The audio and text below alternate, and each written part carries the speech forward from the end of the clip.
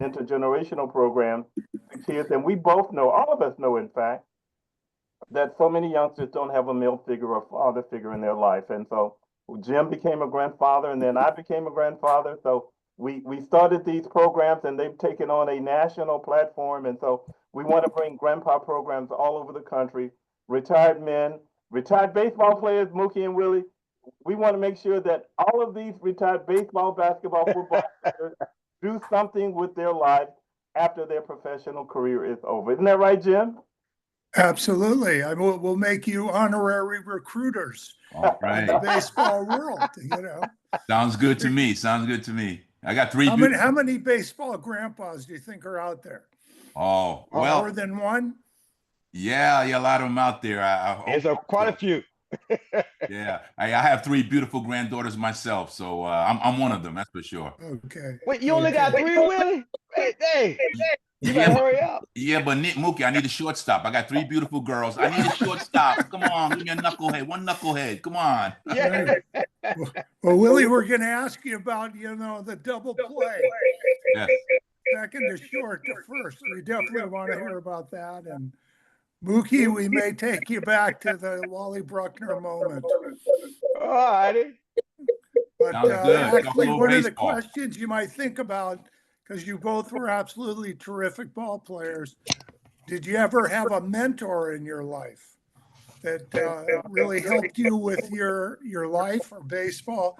Or one of our grandpas here, Mark Scharf, is maybe one of the original Mets fans. So, Mookie, this could be a big day for him. Good morning, Mark. Good morning. Good morning. How you doing, Mark? All right. I'm doing just great. How are you doing? How are you doing? Doing good. Outstanding. You look wonderful. You look wonderful. You ready to go swing at a couple pitches? I look wonderful, but no, I'm not ready to go swing. I ain't swinging anything other than my golf club. I can tell you that right now. Not quite the same game, but all right. Yeah. My knees, that's what people say. My knees won't work anymore. My knees don't work. Welcome to the grandpa world, Willie. There you go. Well, it's 9:30.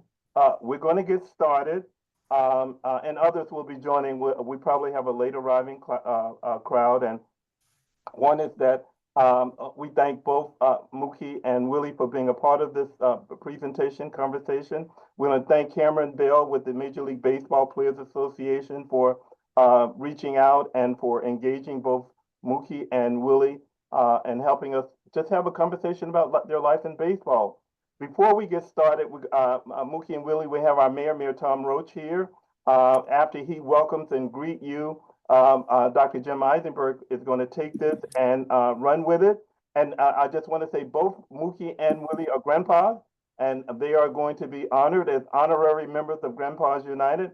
But before we get started with all of that, we're going to have our Mayor Tom Roach, to say a few words, bringing greetings and welcome to the city of White Plains.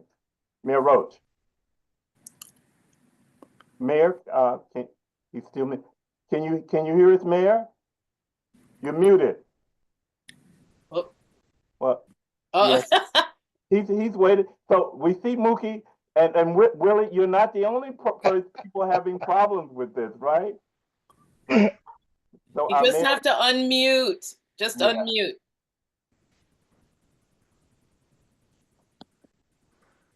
There we go. And there we go. Miriam is working with the mayor to unmute. Good morning, Justin. Good morning, Frank. How's everybody?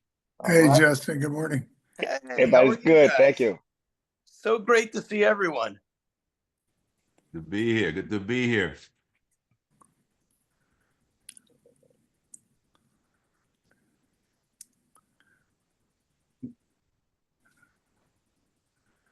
There we go. Wait, let's see what's happening with the mayor.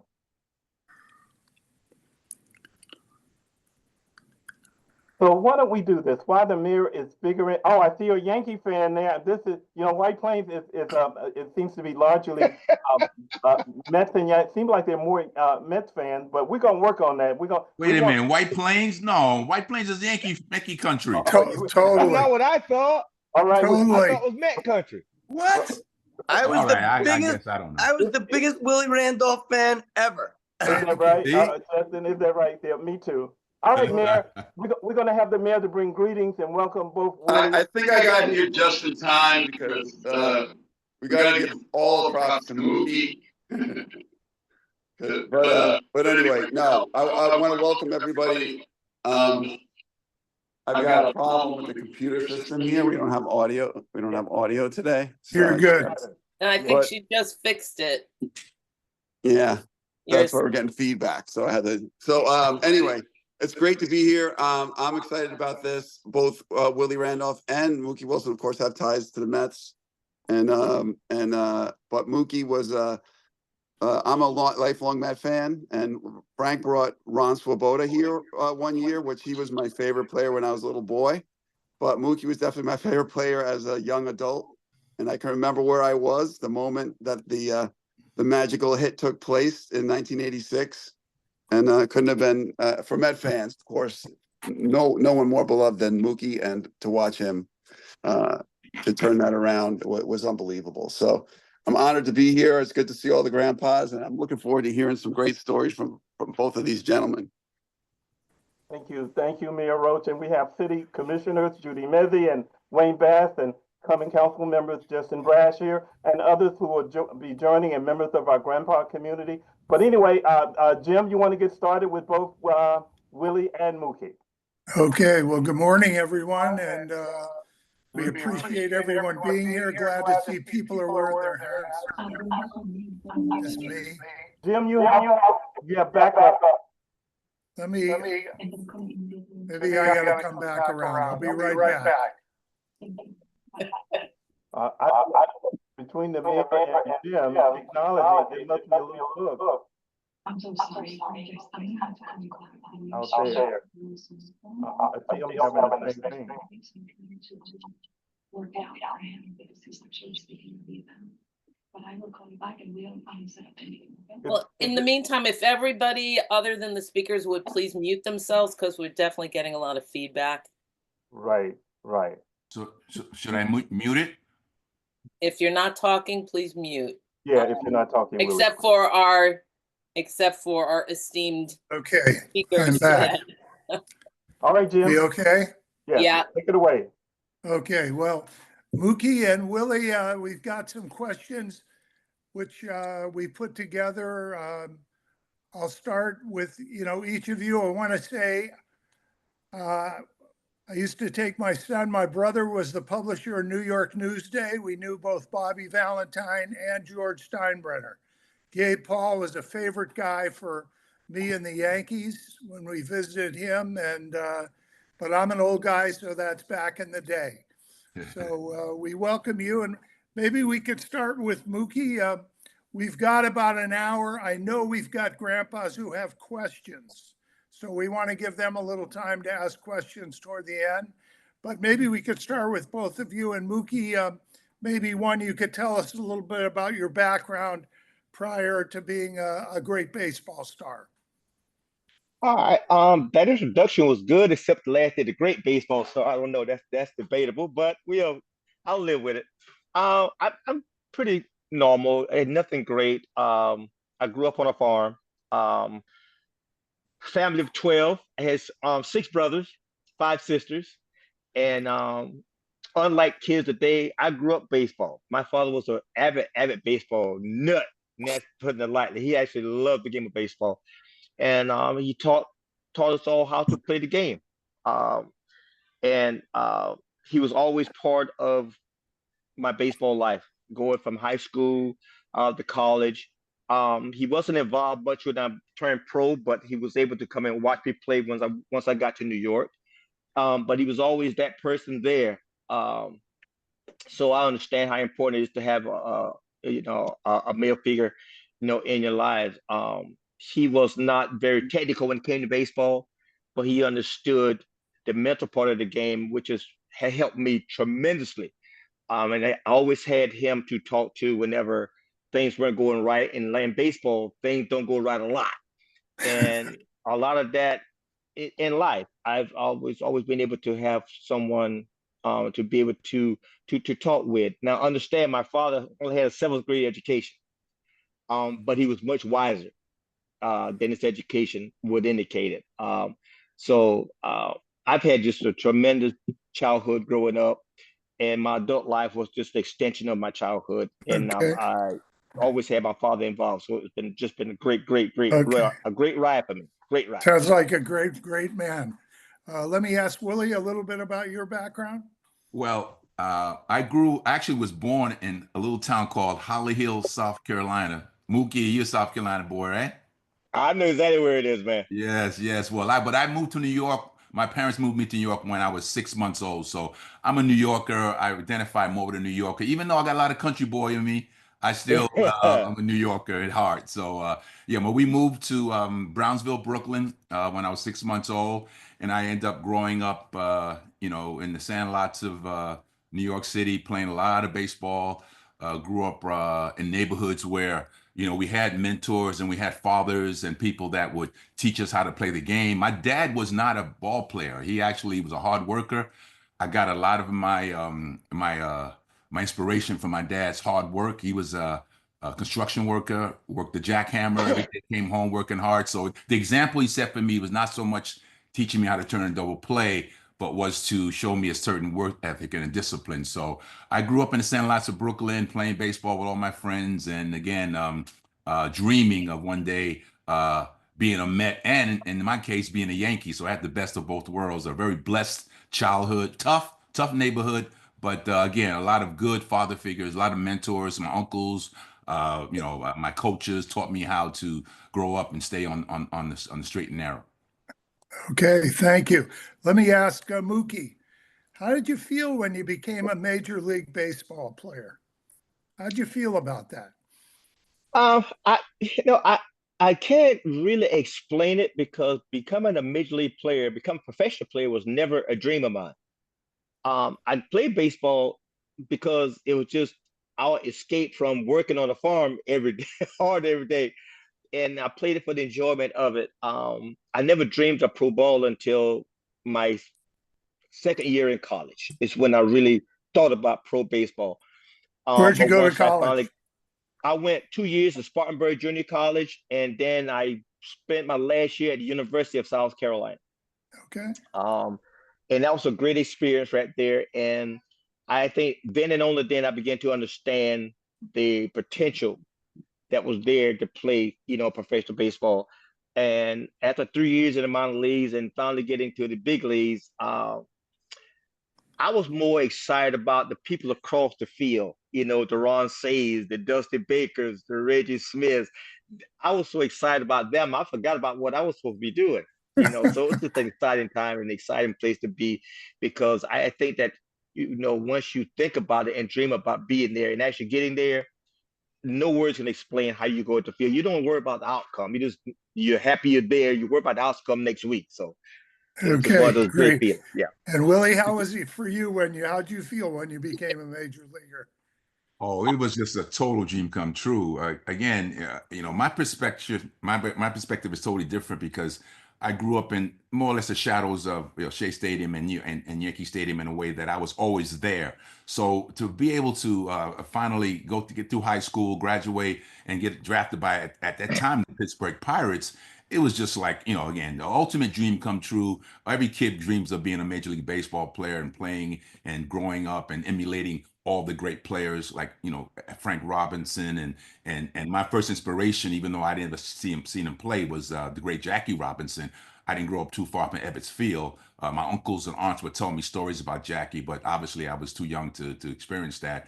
But it was just, again, one of those moments where even to this day, when I put the uniform on, I feel very privileged and honored to put on a major league uniform. But for me, it was just a culmination of all those years of hard work, all these years of having fun with my friends in the streets, playing stick ball, punch ball, stoop ball, softball. We played any kind of ball you can imagine because it kept us off the streets, and it was so much fun. So to realize a dream at 21 years old, playing along with great players like Thurman Munson and Roy White and those guys who taught me how to play the game with the hallowed Yankees, which is one of the biggest franchises in history, was just a dream come true for me. Great.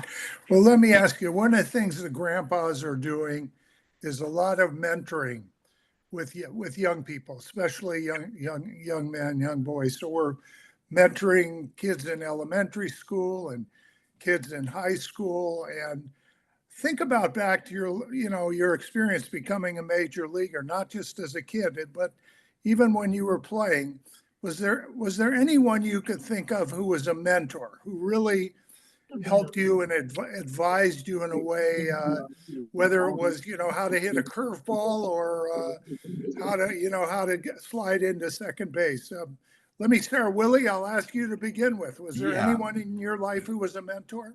Yes, yes. It was pretty much my baseball coaches. There was a little Spanish man named Galileo Gonzalez. He was one of the first ones that took us off the streets and said, "Hey, you guys want to go out to the schoolyard and play ball? Let's put your glove on your bat and let's go out and play." So it was people like that. My uncles were into the game. They taught me a lot about it, but it was really pretty much my early baseball coaches who. I always played with guys who were older than me. So that's why I think I was able to challenge myself and I became better as a player because I was always a young guy in the team, but I was always excel in that group. So again, I gained confidence over the years, and all my coaches would give me the encouragement and teach me how to lead at a young age. And one other guy I want to mention also, this gentleman named Frank Tepedino. As a matter of fact, his nephew played for the Yankees back in the I think the late 60s, I believe. He was a ball player back then.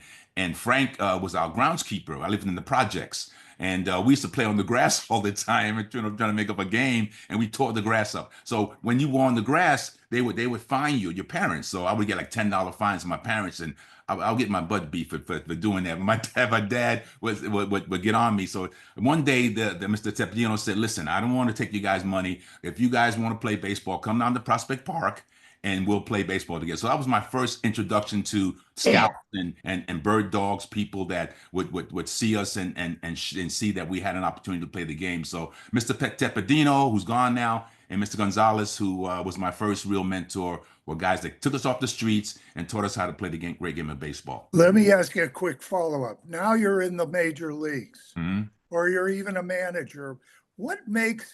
Tell me about someone, we all see the coaches, first base, third base coach got to make sure they know if a guy's rounding third, should he go to home?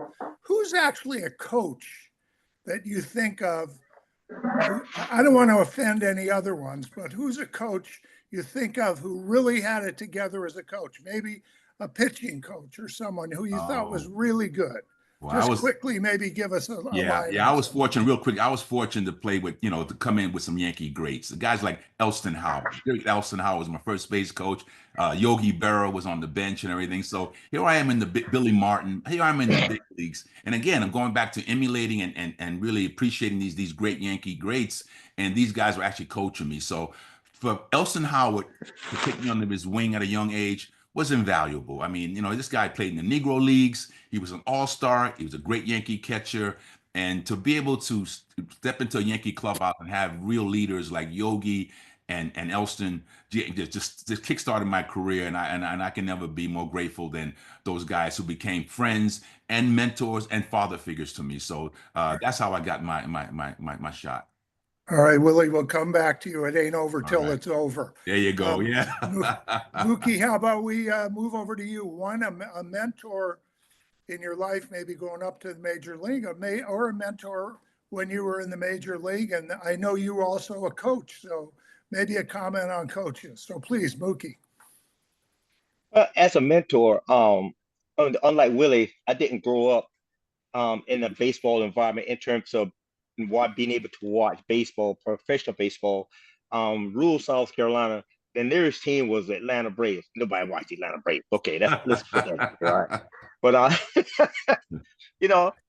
we just didn't have the cable and all that kind of stuff. So what you didn't see on the weekends, you didn't see baseball. And because of that, I wasn't a baseball fan. Because on the weekends, I'm playing my own game. I ain't got time to watch anybody else. But on occasion, we would watch the Wild World of Sports, whatever.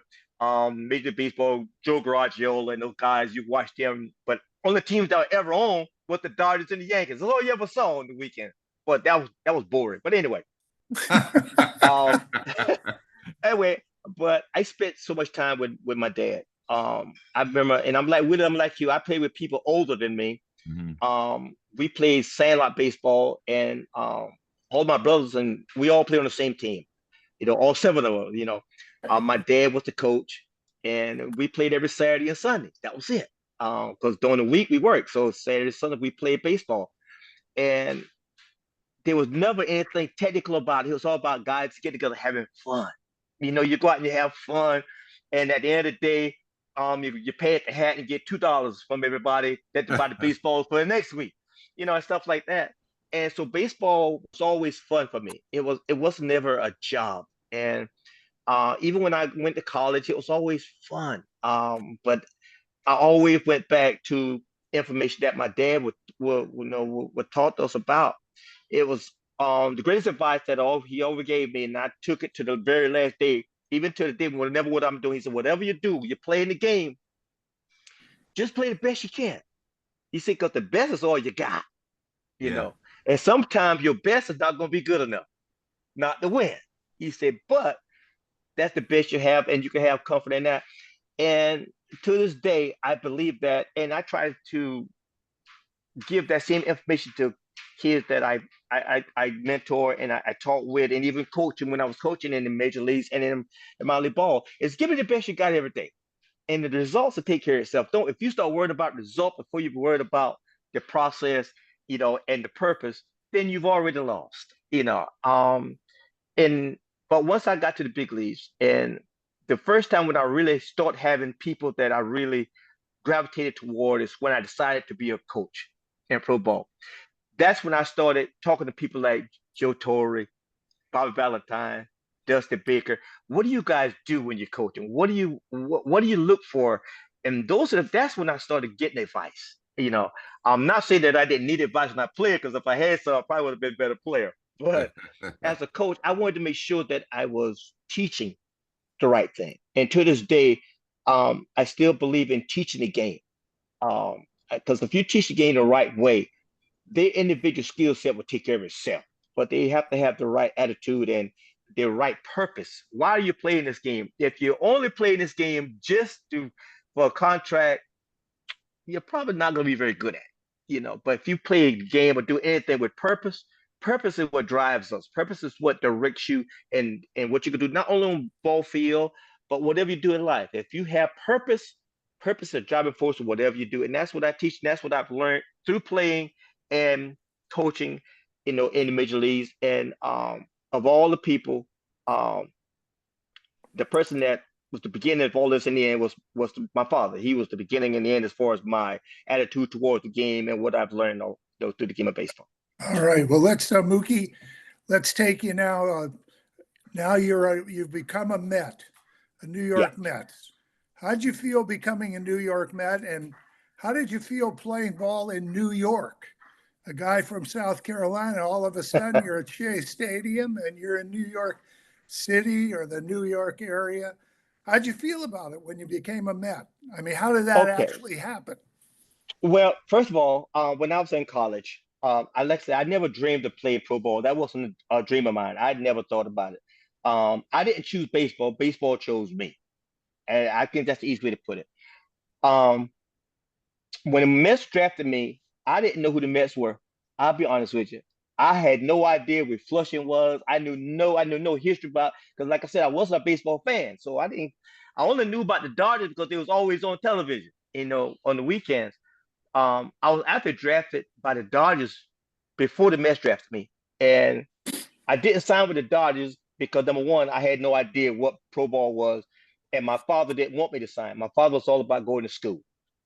You know, I was the first boy in the family to be able to go to school, and he wanted that for me more than baseball. As much as he loved baseball, he wanted me to stay in school. So I didn't sign with the Dodgers. The very next year, the Mets drafted me.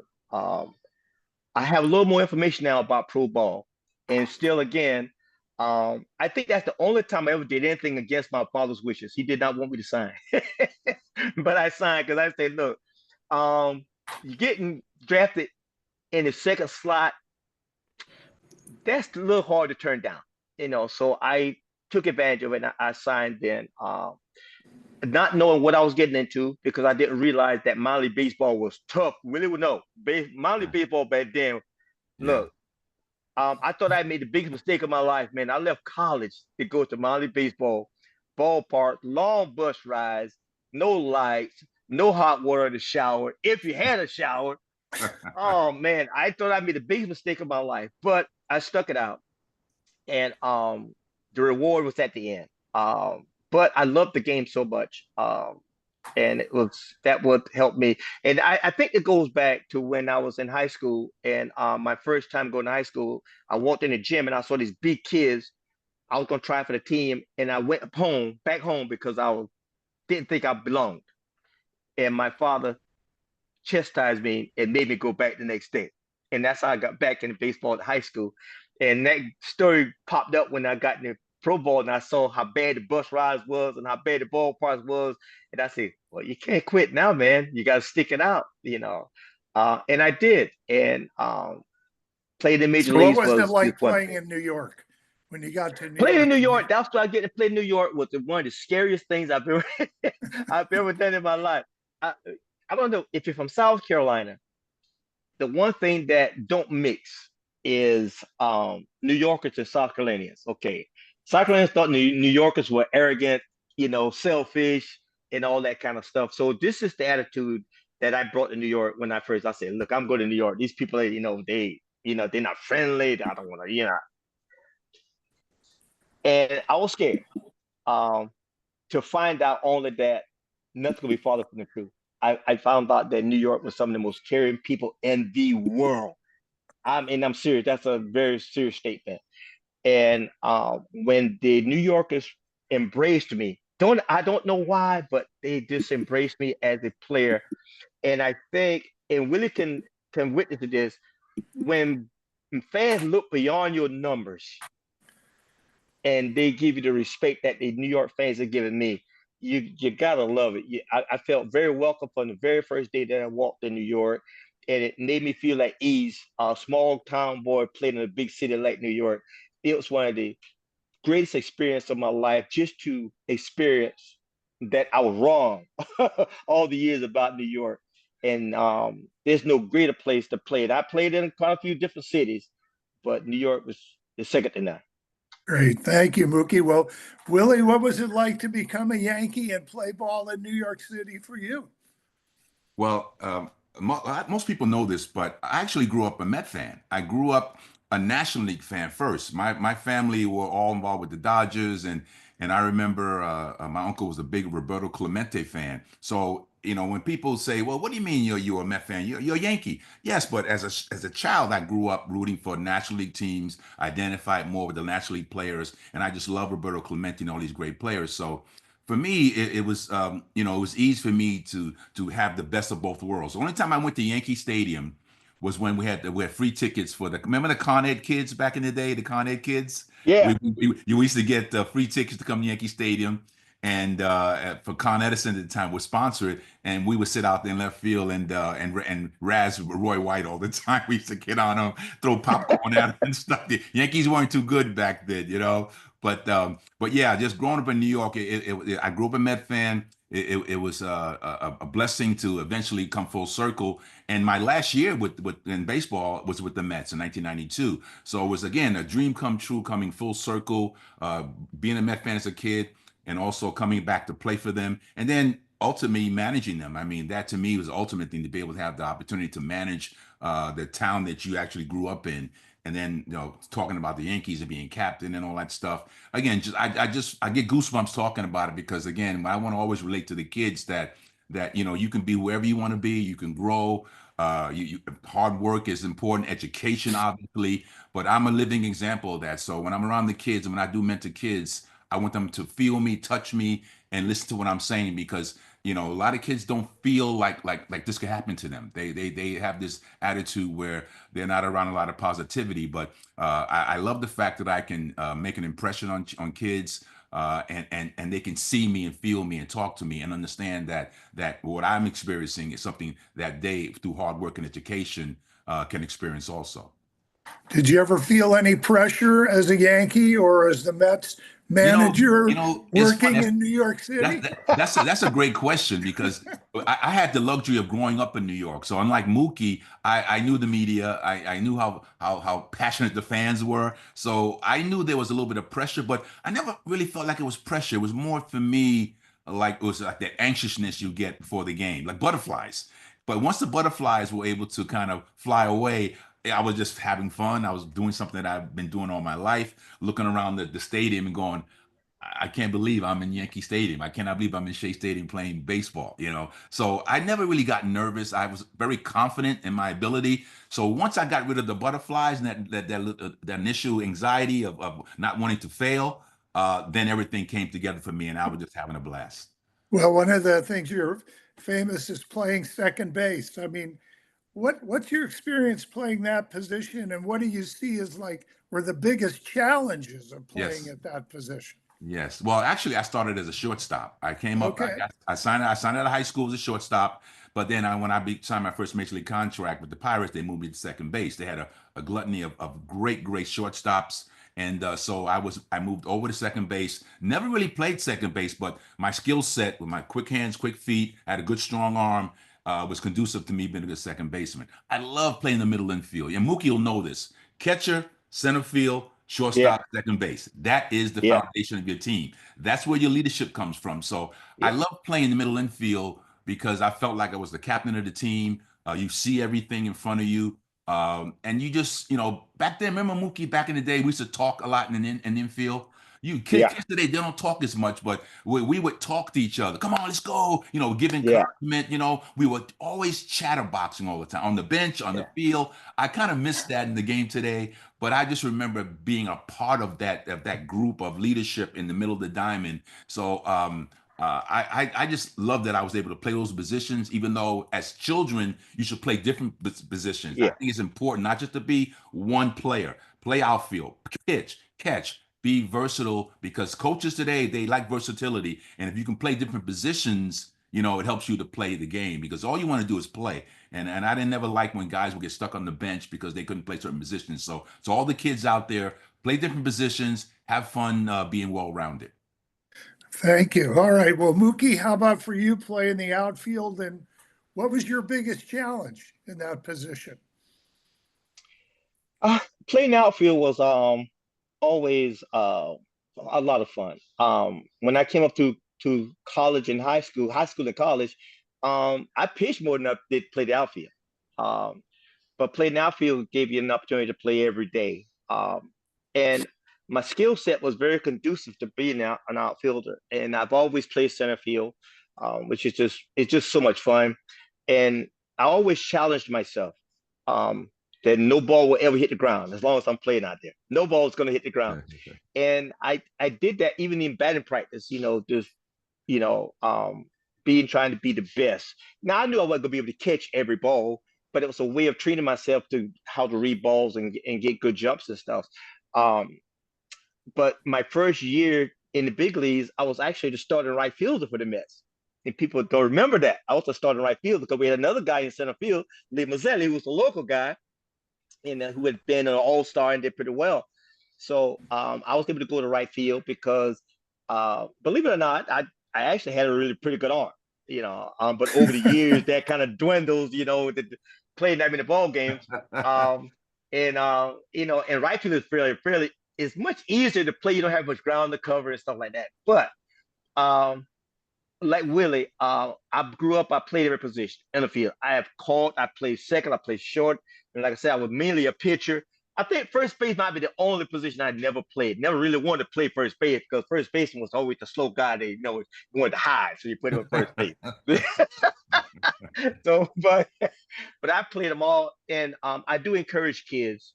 I advise parents, don't label your kid as a shortstop. Don't label him as a third baseman. Don't label him as a center fielder. He's a ball player. Let him play as many positions as you possibly can. Well, he's left-handed. Well, who cares if you're left-handed playing third base in high school? Who cares? Nobody Right. cared. Play and I actually seen that. But what happens is it gives you an appreciation of what everybody's job is on the team. And you begin to have more respect. You talk about building chemistry, that builds chemistry because now when you respect the ability of every player on your team, that cohesiveness really makes you a better teammate.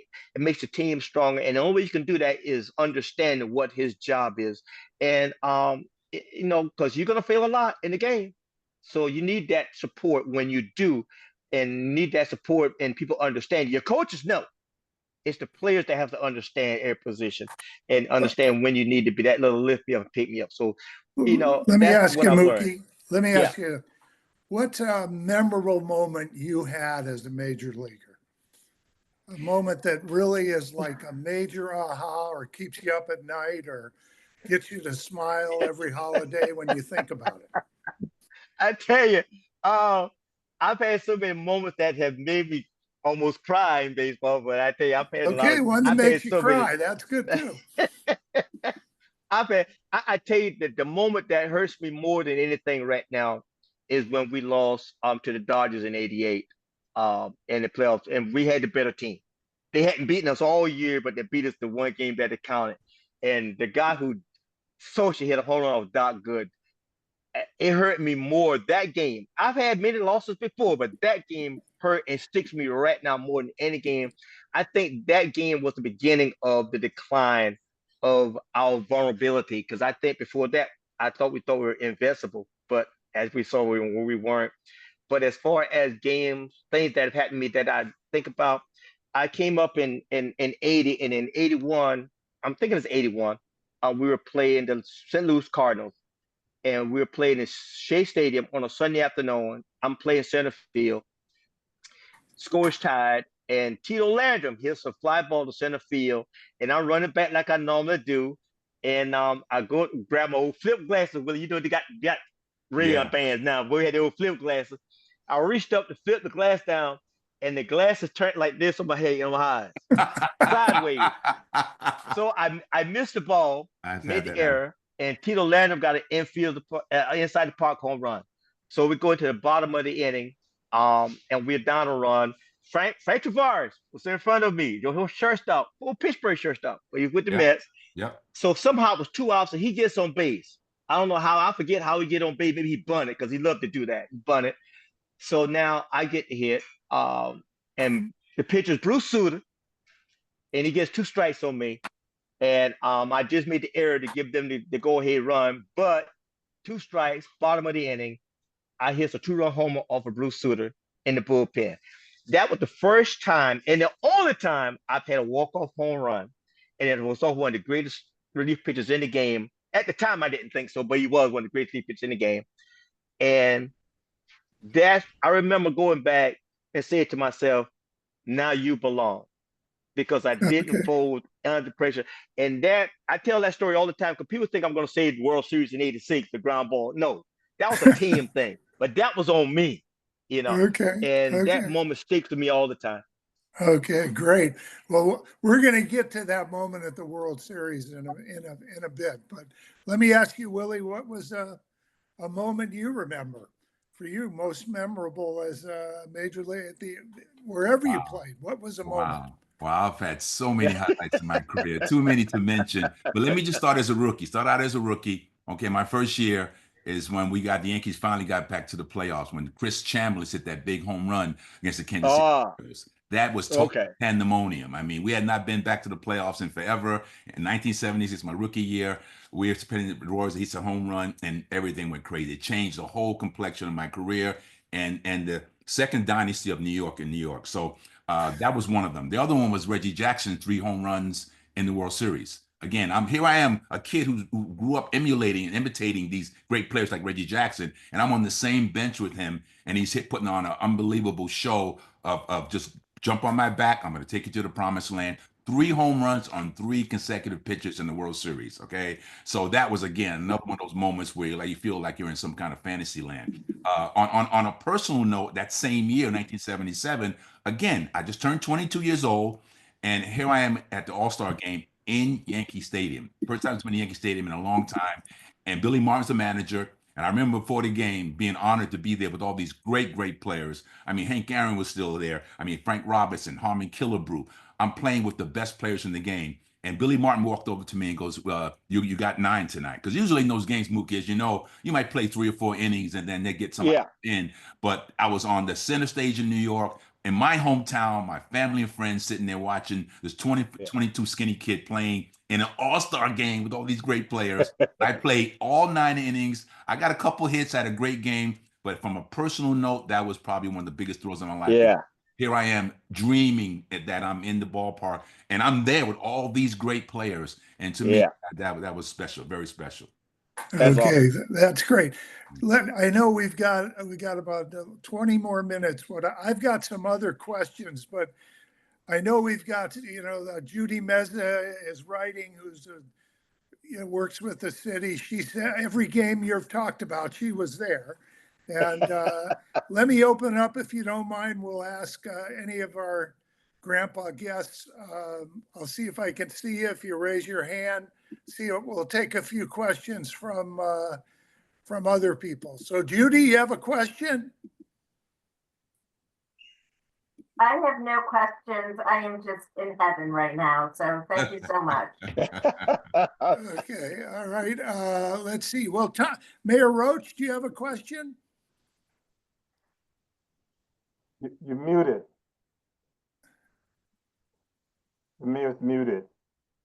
Okay. Well, while we're getting in, Mark, Sharf, Metz, here's a question. Yeah, I do. And, you guys, it's interesting. You're so impressive to listen to, both of you. Willie, even though you spent some time with the Yankees, I can live with that. But don't forget, I grew up a Mets fan. I know, and you spent some good years leading the Mets. I remember those too. But talking to grandpas, and you both talked about mentoring, and Mookie, you used the term right attitude. And a serious question. One of the things that I remember watching, being a Met fan, being a baseball fan my whole life, you always came across, and obviously it was real, as so positive. You always had the right attitude. I mean, I remembered even, watching you guys and when you were playing, and even later on when you were coaching. How'd you get that way? Was that always who you were? It was easy. I grew up that way. My father was always about just be the best person you could be the best player you could be that day. And he said, it's easier to say those things, but he always says, always do the best you can and put on a positive attitude, because number one, you never know who's watching, because you never know whose lives you're gonna affect. And now, this is my father telling me this, a kid who probably could care less about what other people think at the time. But if you are taught things, eventually it sticks in, it's in your spirit to be that way. And you can't change no matter what. No circumstance would ever change who you are. And I was determined to not let anything that happened on me on the field or personal change who I was and change the way people perceived me, because I wanted to make sure that I always put my best foot forward, because that's what you want people to see of you. We all have little dark spots and dark times and stuff, but just because you're going through a dark period, that doesn't mean that everyone has to know you're going through a dark period.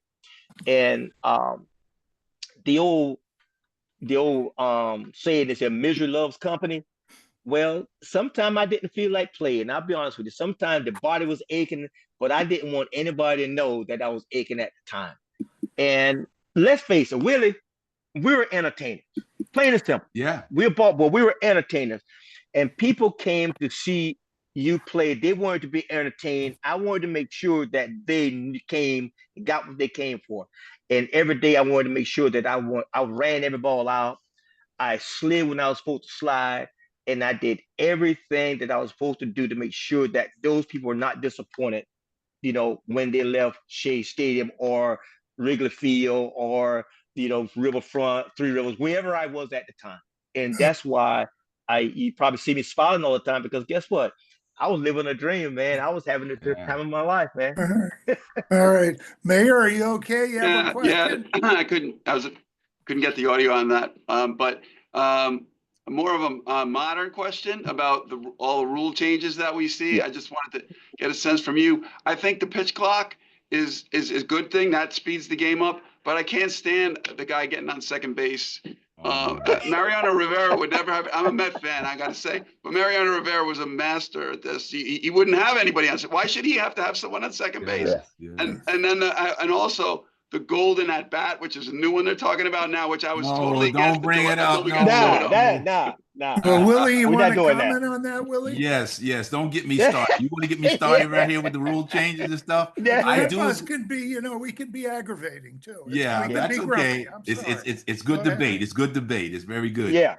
Listen, I think that I agree with the speeding up the game a little bit. I think the clock has helped a little bit to keep a little rhythm to the game. I think baseball is a rhythm, and when you keep it that way, everyone kind of stays engaged. But I just think that they've gone maybe a little too far. I understand that you're trying to keep the young kids engaged and involved, but baseball is a leisurely game. It's supposed to be played outdoors in a beautiful environment, and it's just sometimes it's really a thinking man's game more or less. But I think that again, the ghost running second base, throw it out. They got pizza boxes out there in the bases. They got these big bases now. They're like a pizza box. What are we doing? And so get rid of that too. Throwing over the first base 3 in a row. That to me, again, is like, it's all part of the cat and mouse. I always go back to why I love the game is because it's a thinking man's game. The strategy is very important. And I think what they're doing nowadays is taking some of the strategy out of the game. Okay. So we're not even going to talk about this new rule that they're talking about, Mr. Mayor, because I'll stop watching baseball if that happens. It's crazy. All right. Mookie, do you want to respond at all? I'm like with it. There are certain things I agree with the game being speed up. Oh, I got a light on me right there. I got changed. Okay. There's some rules that I think is important. Speeding the game has always been one of the things that people wanted the game to be faster. As a defensive player, I want the game to be moving. I hate guys walking around the mound for 5 hours, fixing their glove, fixing their pants, fixing their socks, doing whatever they got to do, doing the grounds, people's job, all that kind of stuff. But here's the one thing: they've always been that little, that internal clock that you had. So it's not really a new rule; it's enforced now more than ever. Right. Because umpires now will enforce it, so it's not anything new. It's just being enforced now. Some of the rules are not new; they're just being enforced now, and that's one. I agree. I hate putting the guy on second base. I think that's dumb. I would have loved that 3 throws to first base because I could have stolen about 20, 30 more bases a year I by like that. that too. That'd been great. But yeah. All right. Well, Mookie, Mookie, let me check. Sharon, you grew Jim. up in Queens. Oh, Jim. I'm sorry. Hang on one second, Charles. Sharon, you grew up in Queens. There you go. She's ready. She's got her picture. All right. Well, you have a question, Sharon? No, I don't have a question. It's just that I was in Flushing in 1986. So, thank you. Look at that handsome All guy. right. All right. There you go. There you go. Charles, you have a question? Yes, I do. I'm just going to pull over, though, because I'm driving. But I want to take this opportunity to ask a question. Okay. So my question is to both of you, brothers, and I feel honored just to be on a Zoom with you guys. There seems to be a diminishing number of youth, Black youth, participating in baseball. And when I was in Kansas City, Missouri, I was fortunate enough to be the chair of RBI. But we struggled with getting young Black youth involved in baseball. What we and got? when you look at the total number of baseball players now playing professionally, there's not a lot of Black young people coming into the game. What can we do to change that? And I guess that question goes out to both of you. Yeah, well, if I can jump on that. First of all, thank you very much, Charles, for that question, because this is something that I know Major League Baseball has been addressing for a while, but there's a lot of different reasons for this. And you're right about that. It's a shame that we're losing a whole generation of African-American kids to other sports. And it's one of the biggest reasons because it's become very expensive in a lot of ways. They have these travel teams now, these showcases. But when I was a kid, we went out and played because we loved the game. We would, get on a bus or get in these cars and we just go and just play baseball. Now you have to almost to be seen by a lot of the scouts. You have to go to these showcases, so you have to have money to be able to do that, and that's why it's hard for some of the inner city kids to be able to afford to do that kind of stuff. It's just unfortunate because when I was playing back in the 80s, there was 26% African American players in the game. Now there's only 6%. 6%. That to me is just, we have to do something about that and change that around because again, it's a great game, it's a beautiful game, and it should be played by all, but kids have to get off the computers and get out there and play and have a catch.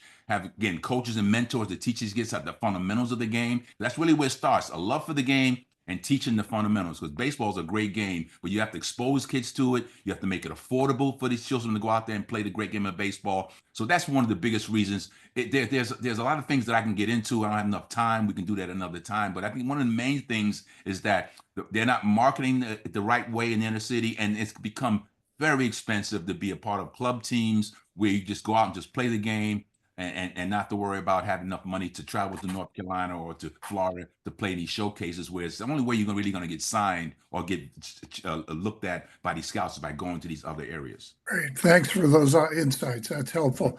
Mookie, you want to add anything? Well, I know. I think Willie hits it right on the head, and it's all about the exposure. Have to get the kids be exposed to the game of baseball, and it's become very expensive. There's no quick fix to it, and this is something that has happened over a period of time. So it's going to take time. But I think the first thing is that we have to acknowledge that there is an issue. Now, the thing is, whose problem is it? And I think that's the issue we have right now. It was, well, that's not our problem. That's not our problem. That's not our problem.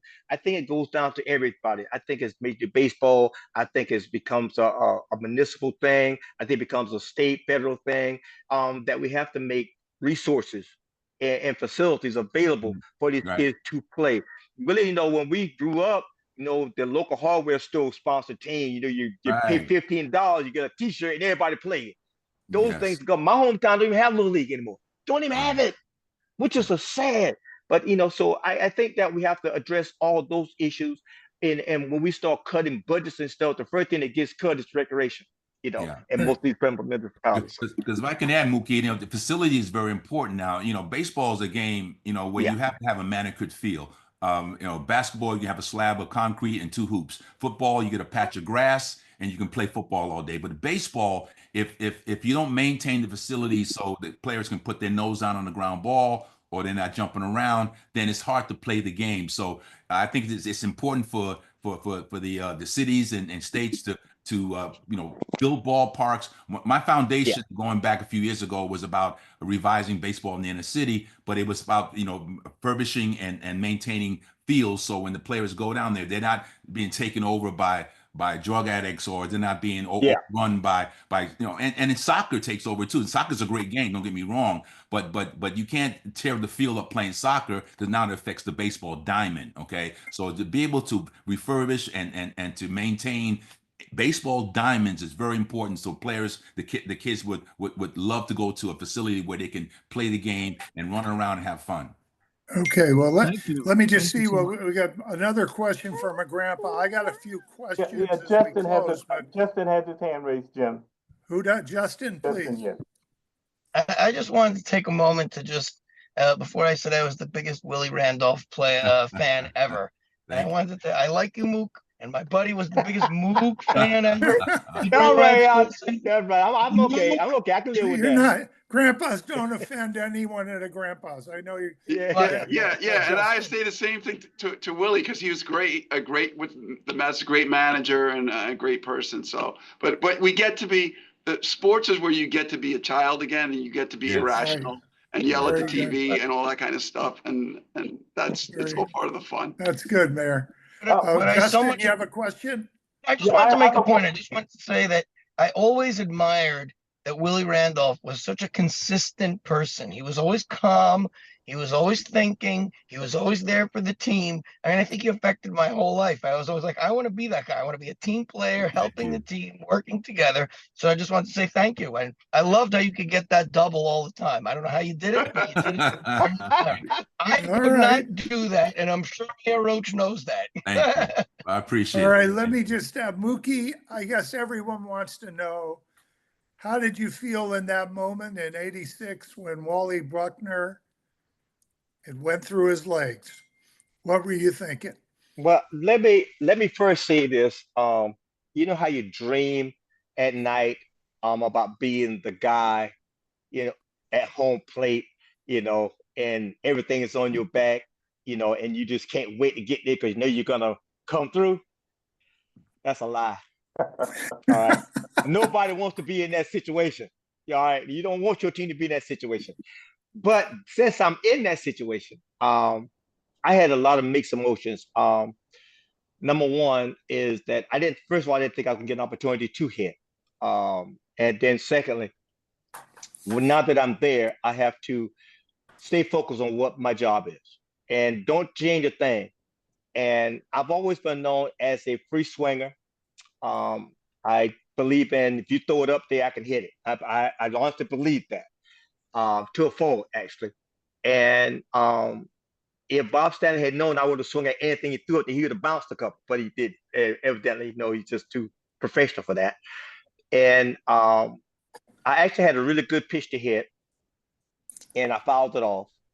And I didn't think I was going to get another one.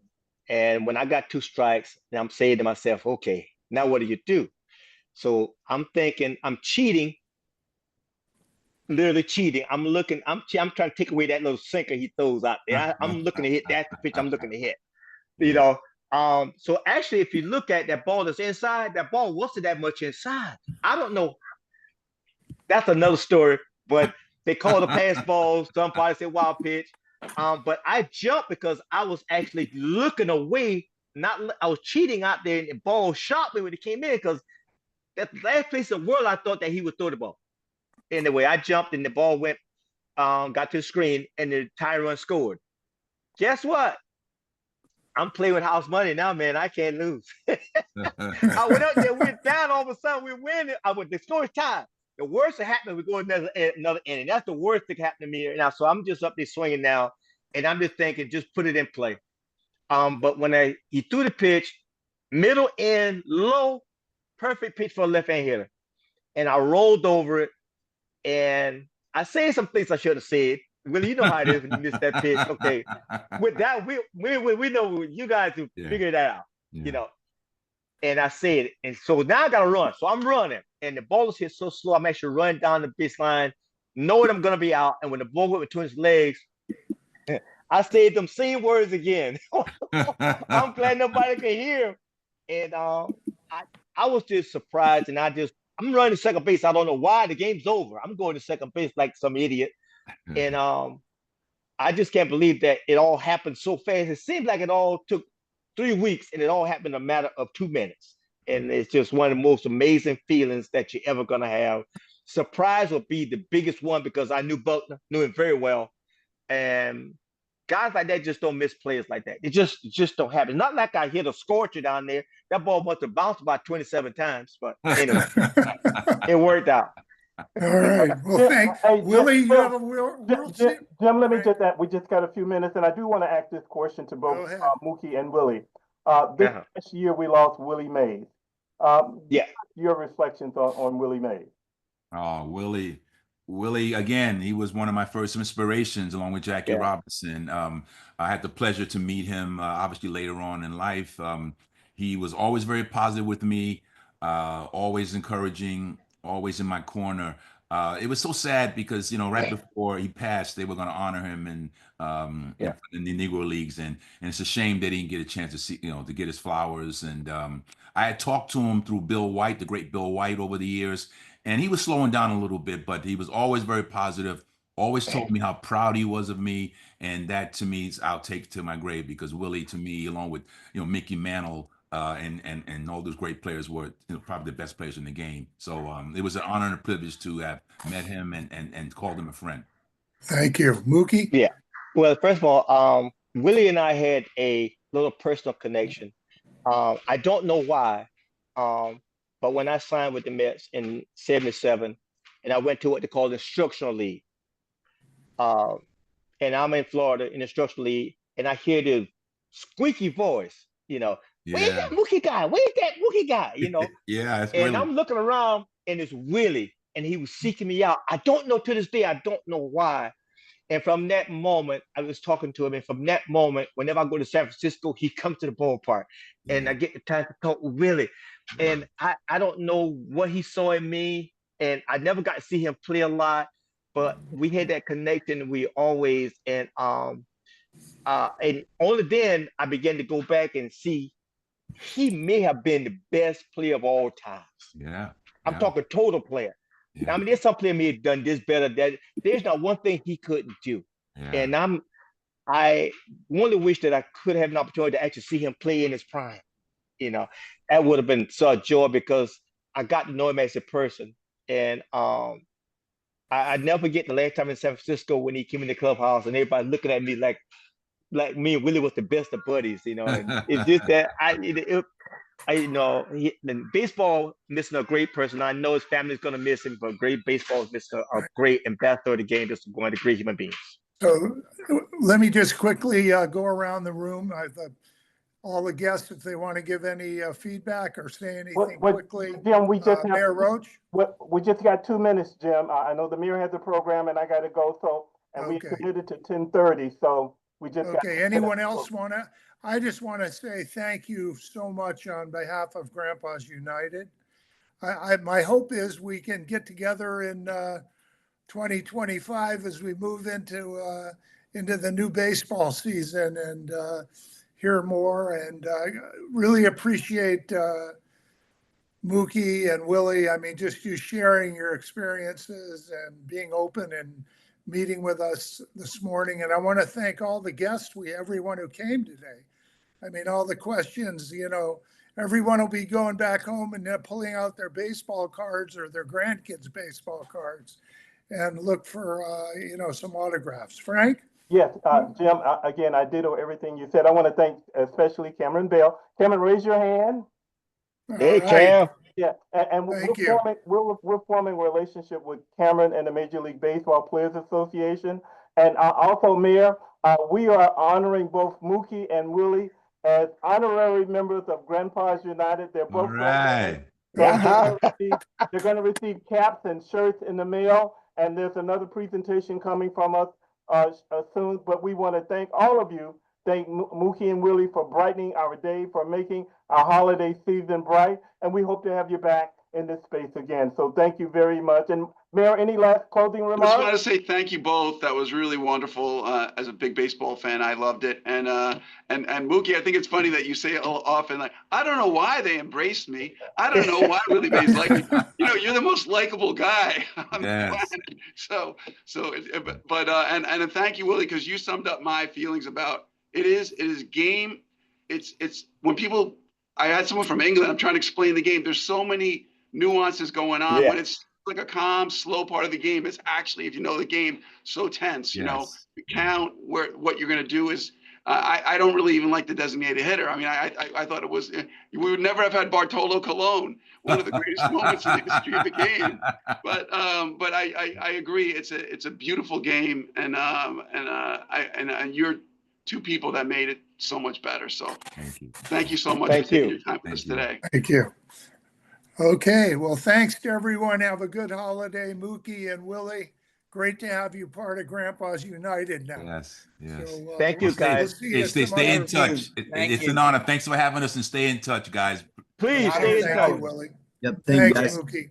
And thanks to everybody. Thanks, Cameron, and thanks, Frank, for getting us connected. And best wishes to everyone for the holidays. Take care. All right. Everyone, be blessed. Take care. Bye now. Happy holidays.